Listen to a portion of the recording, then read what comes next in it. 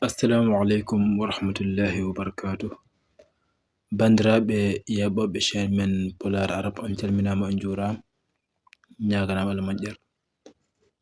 Aɗa wiya so tawi kongol woni lawol magari ngol e yabde bindan amen mbatta abon ko nonne kadi mbatta ɗum partage e kala kata jinɗe hen ko nonne so tawi ka jiɗɗo jangude arab walla def ɗa jokkodirde e numéro amen WhatsApp peñawɗo no eɓe garan e jokkol windande meɗen nahu deftere meɗen wiyetede Sharhul Kafrawi alal ajrumiya garten ko alfa'il al-zahir gonduɗen ka e marfu'at min al asma gende ɗe ganduɗa ko batteɗe rafu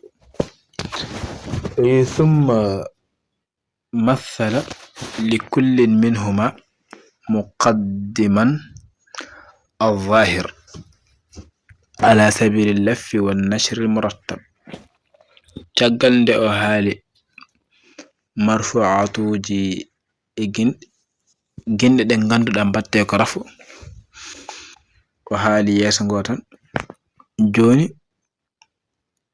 garten koye haalde moni foof tafasiruji gonɗi hen so wi ala sabili laffi wan nashri laffi woni ko aduna wadde ko o haali foof lawol gotol nashr non woni saktude ɗum sarde ɗum firde e faccirde al murattab woni taw ke diggandirogol manam mo adri e lafo ko non kadi o ardirte e nashra mo aduna haalde e laf woni al zahir al fa'il zahir ko non ardirte ɗum e nashr منوعا للأمثلة بقوله ومحبنهن كدي يروج وني كفاتي الفاعل الظاهر ضيف الظاهر نحو قولك قام زيد ويقوم زيد وقام الزيدان ويقوم الزيدان وقام الزيدون ويقوم الزيدون إلى ay ɗiɗo fof ko fa'ilaji gonɗo so wima qama zaidun darima hol dariɗo zaidun wadde zaidun kañum ko fa'il ɗo zaidun ko fa'il wadde ko batteɗe rafu qama o kañum woni fi'il zaidun kañum woni fa'il wa yaqumu zaidun nana daro ay ɗone zaidun ko fa'il yaqum ko fi'l mudari marfu wa qama zaidani zaiduji ɗiɗi darima ay zaidun musannamum ko zaidani annanat hen alif e nun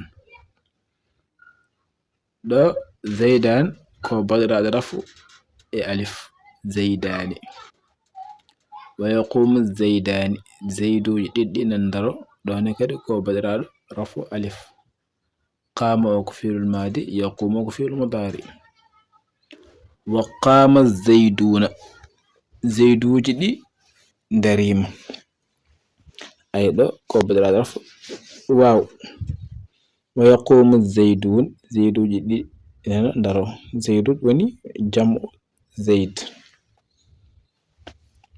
وقام سيام جمع نون كنت جتت فيدو عرب جمع مولم كير مولم كنت جتت فيدو بميتي جمع كناني وقام الرجال وربين دريم الرجال كلمة فاعل أدوك مرفوع بالضم ويقوم الرجال وربين اندرو وقامت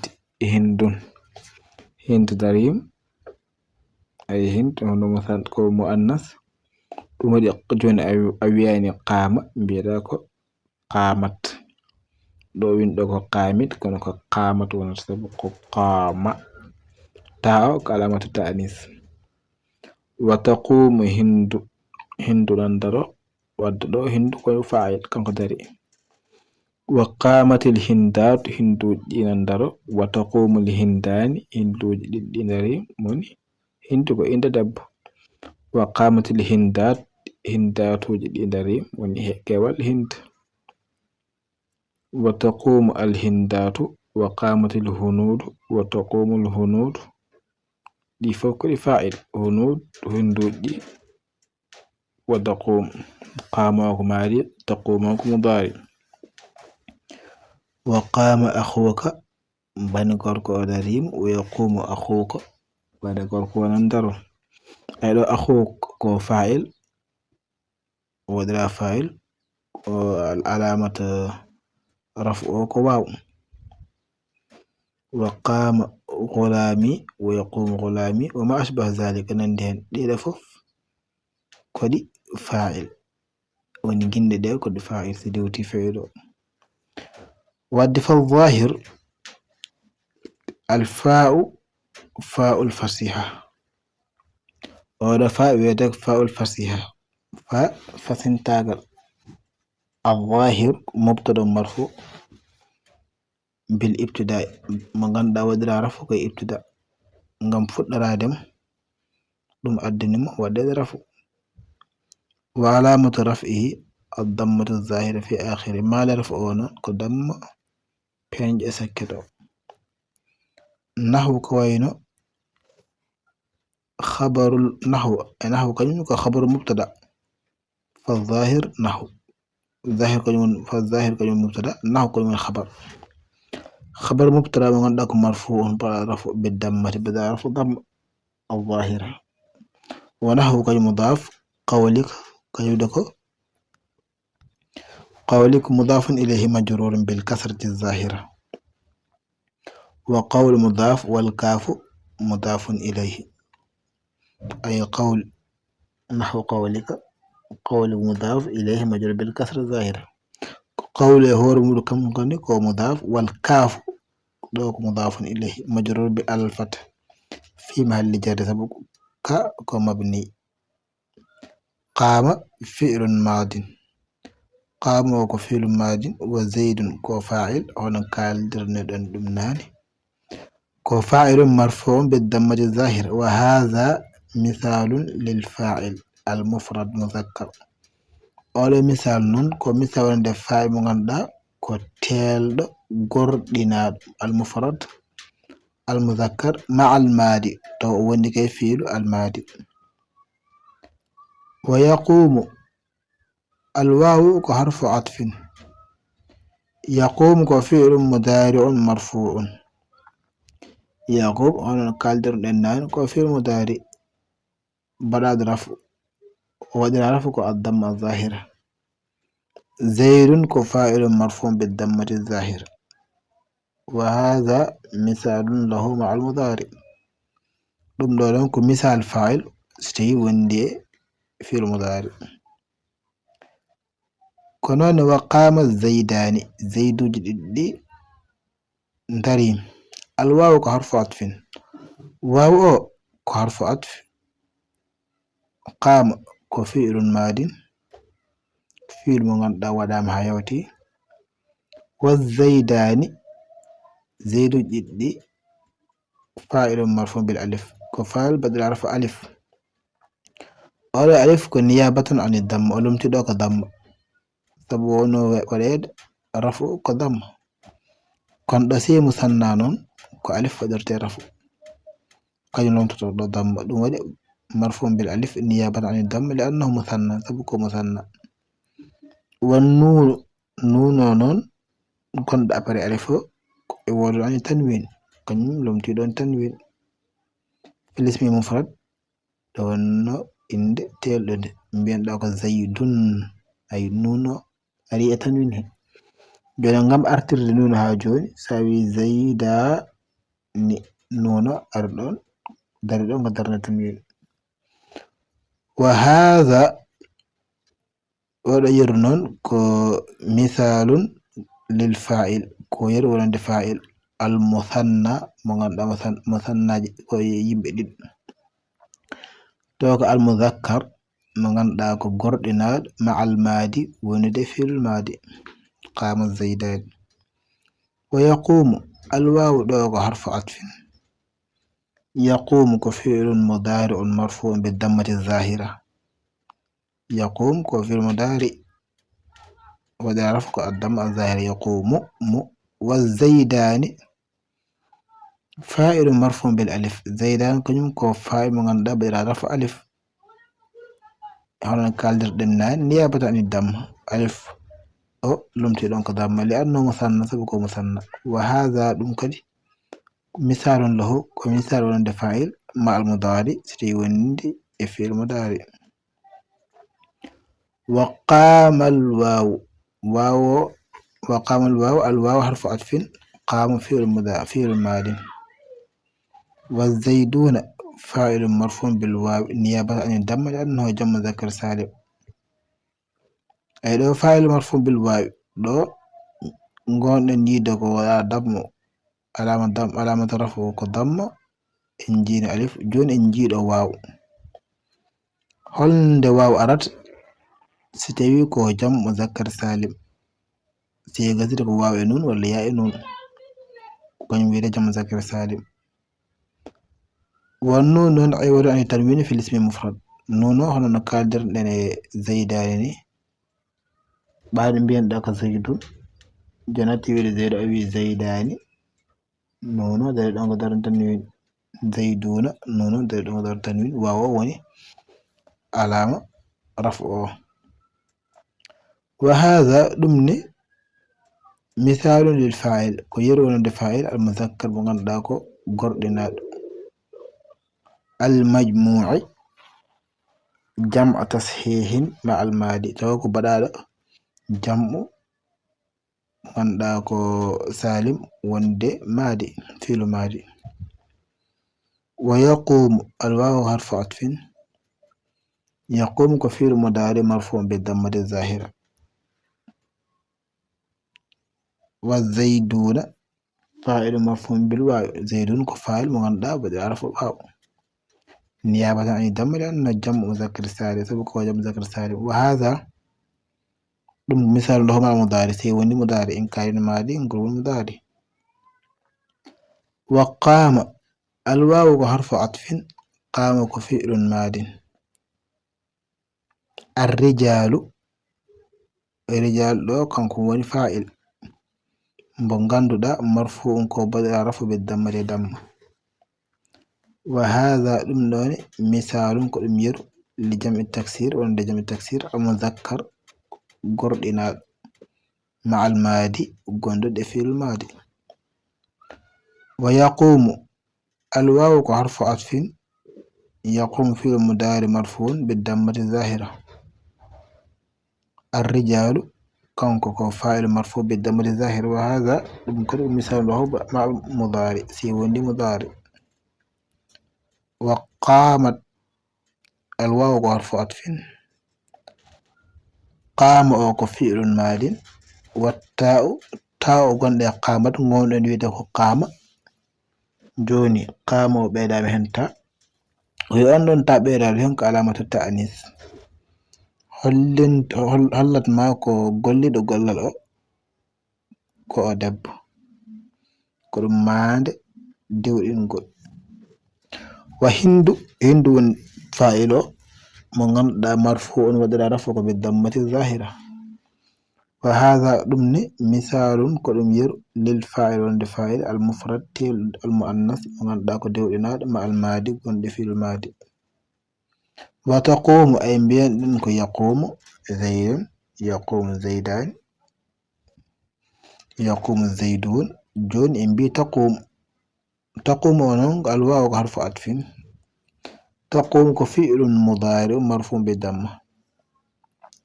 أدنى يويل تقوم صابني فاعل مؤنث. والبرهند فاعل مرفوع بالضمة. وهذا مثال له مع المضارع كذا مثال مسيوندي في المضارع. وقامت الواو حرف عطف. قام كجن كفعل ماضي. والتاء علامة التأنيث تاء كمالة دورينغول. وحركت بالكسر لالتقاء الساكنين.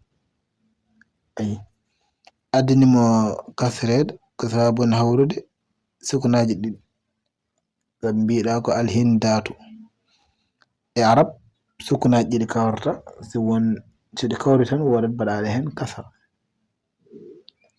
فاعل مرفوع بالألف نيابة عن الدم لأنه مثنى وهذا مثال للفاعل المؤنث المثنى مع المادي مغندا كو فاعل مثنى مغندا مؤنث يوني في المادي. وتقوم الواو كحرف عطف تقوم كفعل مضارع مرفوع بالضمة الهندان فاعل مرفوع بالألف نيابة عن الدم لأنه مثنى. وهذا ضمن مثال له كمثال مع المضارع سيوندي كي مضارع. وقامت الواو حرف عطف قام فعل الماضي والتاء علامة التأنيث وحركت بالكسر لالتقاء الساكنين. هنا كالدر ديناني سكنا جديد سكوري وردهن بل على كسر ودويتها قامت الهندات كن بلا قامت الهندات قامت الهندات. والهندات فاعل مرفوع بالضمة الظاهرة هندات كان يمكن فاعل مغندا وإذا عرفك ضمة ظاهرة. وهذا ضمن مثال للفاعل كمثال ولد فاعل المؤنث المجموع جمع تصحيح مع المادي دندات جمع تصحيح مغنداكو ولد مادي. وتقوم الواو كحرف عطف تقوم نكو فعل مضارع مرفوع بالضمة والهندات فاعل مرفوع بالضمة الظاهرة. وهذا ضمن مثال لهما المضارع مثال مكون مضارع. وقامت الواو حرف عطف قام فعل ماضي والتاء علامة التعريف هنقدر إنها وحرك بالكسر لالتقاء الساكنين أدنمو كسرير سابنا حرك سكنا جد الهنود الهنود فاعل مرفوع بالضمة. وهذا مثال للفاعل المؤنث المجموع جمع تكسير مغندا كبراد جمع تكسير جمع تكسير ولو جمع وجتاتي ولو جمع مؤنث جمع مذكر سالم جمع تكسير مع المادي. وتقوم الواو حرف عطف تقوم فعل مضارع مرفوع بالضمة الهنود فاعل مرفوع بالضمة. وهذا مثاله المضارع سيوندي في المضارع. وقام الواو حرف عطف قام فعل ماض وأخوك فاعل مرفوع وأخوك فاعل مرفوع بالواو نون نيابة عن الضم قمت لونك الضم لأنه من الأسماء الخمسة بكي أسماء وجه 5 جهات. وأخو مضاف الكاف مضاف إليه مبني على الفتح في محل جر مغندا ما هي كي فتح بلاس جر تبقى مضاف إليه. وهذا مثال للفاعل من الأسماء الخمسة نون كمثال للفاعل ستي فاعله كو أسماء الخمسة جاء مع الماضي سواء وندك في الماضي. ويقوم الواو حرف عطف يقوم فعل مضارع مرفوع بالضمة وأخوك فاعل مرفوع بالواو نيابة عن الضمة لأنه من الأسماء الخمسة كنكون. وأخو مضاف والكاف مضاف إليه مبني على الفتح في محل جر بلاس جر وما هي كيف فتح بلاس جر. وهذا مثال للفاعل دم كل مثال للفاعل من الأسماء الخمس توكي أسماء وجه 5 مع المضارع سيوندي في المضارع. وقام الواو حرف عطف قام فعل ماضي وغلامي فاعل مرفوع بالضم مقدرة وغلامي كو فاعل مرفوع بعد الرفع ووضع رفعك بضمة مقدرة ضم مقدرة على ما قبل ياء متكلم يكو أردي يا كاو منع من ظهورها أحد الأنفين جكو اشتغال المحل بحركة المناسبة لياء متكلم سوكلر دنوكو حركة داكو جادوه يا متكلم. وغلام مضاف يا متكلم مضاف إليه مبني على السكون كان معها كي سكون في محل جر بلاس جر. وهذا ضمن مثال كدمير للفاعل والفاعل مضاف وأنا بلا الإضافة إلى يا متكلم يا متكلم. ويقوم الواو حرف عطف يقوم كنكو فعل مضارع مغندا مرفوع بدل رفع بالضمة يضم. وغلامي شكر لم فاعل ko fa'il mo ganduɗa marfu'un baɗa rafu bi dammatin e damma mo ganduɗa muqaddaratin kuddiraɗo ala ma qabla ya mutakallim ko arda ya mutakallim mana min zuhuriha haɗi ɗum feƴƴude ɗon ko ishtighalu mahalli suklirde nokkuwa bi harakati munasaba وغلا مضاف ويا متكلم مضاف ينبني على السكون في محل جر وهذا مثال مع المضارع هنا كالدر النان كنا ودوكم مثال تونا المضارع وما الواو حرف في ما هو اسم موصول بمعنى الذي ما أي دوم كن غندا أي ما هو اسم موصول مبني على السكون في محل جر كان كنا ما هاي سكون بلاس جر معطوف على محل جملة قام زيد ولا عطف كي بلاس جملة دوينو أدن قام زيد الأولى لأن محلها جر كذلك بإضافة نحو إليها سبب زيد بلاس مولم كجر محل جر وني كبو بإضافة دوي نحو أو نحو قولك أي نحو مضاف دمير على قام زيد هاي التلس ففك في محل جر أشبه كفيل ماضي والفاعل ضمير مستتر جوازا تقديره هو أشبه كفيل ماضي فاعله كضمير مستتر ضمير غندا تشوريد جوازا e dagagol so wi jawazan firtugo aɗa wawi omo wawi feñde taqdiru huwa hoddirteɗon ko huwa ay ɗo e ɗum ko nande mum yaud ala ma ورجتك ماء الموصول من النانو والجملة من الفعل والفاعل جملة فعل فاعل لا محل لها من الإعراب سر الموصول نكو على ناجي إعراب سوف سر الموصول ذلك ذا كاسم إشارة ذا كاسم إشارة مبني على السكون ما هي السكون فيما لنسب بلا نسب ما عندك مفعول به لأشبه واللام دوي ذلك ذاك اسم إشارة مبني على السكون في من نسب مفعول به لي أشبه واللام لام أونك للبعد كنغم هون ودود جوفاد هون ودود ألان اسم إشارة والإشارة إن ودي كتتي إن ودي ذا ما عندك للقريب ذاك ما عندك للمتوسط ذلك ما عندك للبعيد ود ستينانه اللام لامك للبعد والكاف حرف خطاب كاف حرف خطاب لا محل له من الإعراب مقال ذلك ذلك ذلكم ذلكما فهذه دي 20 مثالا كيروجي نوغاس حكمادو 10 مع الماضي ان يروجي سب كيروجي فاعل سي وندي في الماضي و10 مع المضارع ان يروجي سب كفاعل سي وندي في المضارع وكلها كان ففنون كو أسماء ظاهرة كو إندي بين يعني إندي بين فيرتكو كالاو أرنان إندي مكو أيوة ها ويندر من أراد كارن الفاعل هي الوني المضمر أيوة هند دومني ويندر ميرن